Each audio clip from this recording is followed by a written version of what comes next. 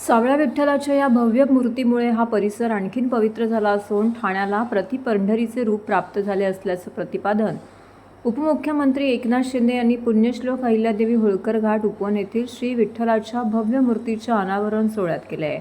उपवन तलाव परिसरात पुण्यश्लोक अहिल्यादेवी होळकर घाट तयार झाला। तिथे आता ही सगळ्यात मोठी विठ्ठल मूर्ती साकारली आहे। साक्षात पांडुरंग इथे आलेला आहे असंही उपमुख्यमंत्री शिंदे यांनी सांगितलं। या सोहळ्यास परिवहन मंत्री प्रताप सरनाईक, खासदार नरेश मस्के, माजी आमदार रवींद्र फाटक, माजी महापौर एच.एस. पाटील, निवृत्ती महाराज देशमुख, माजी नगरसेवक परीक्षा सरनाईक, विहंग सरनाईक, पूर्वेश सरनाईक, महापालिकेचे अतिरिक्त आयुक्त प्रशांत रोडे, उपनगर अभियंता सुधीर गायकवाड, कार्यकारी अभियंता संजय कदम उपस्थित होते।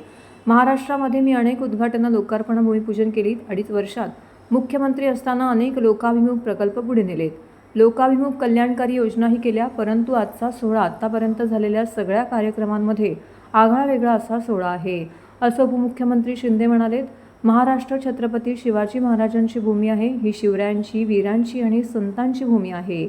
वारकरी संप्रदाय फार मोठी एक शक्ती या महाराष्ट्रामध्ये आहे, म्हणून मुख्यमंत्री असताना वारकरी दिंड्यांना अनुदान सुरू केलं। असे अनुदान देणारे पहिले आपले सरकार आहे। वारकऱ्यांचा विमा काढायचा निर्णय घेतलाय, दिंड्या टोल फ्री केल्यात, असंही उपमुख्यमंत्री शिंदे म्हणाले। गोरगरिबांच्या या देवाची मूर्ती उभी करून अशी विनंती केली आणि ती त्यावेळी मुख्यमंत्री असलेल्या एकनाथ शिंदे यांनी मान्य केली। त्यातून आजचा हा सोहळा शक्य झाला आहे।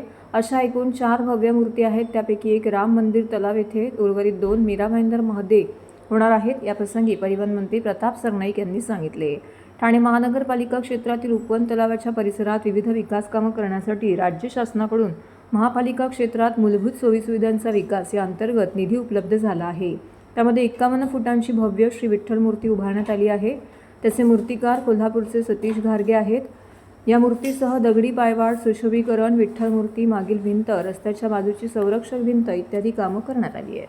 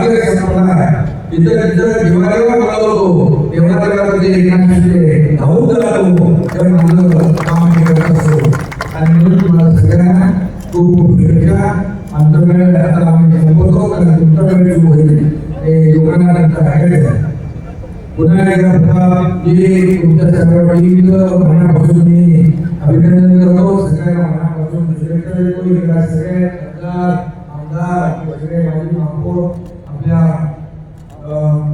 दर्शन ताई इथं बिर्याणी आहे, इकडे पाठीमागे आहे आपला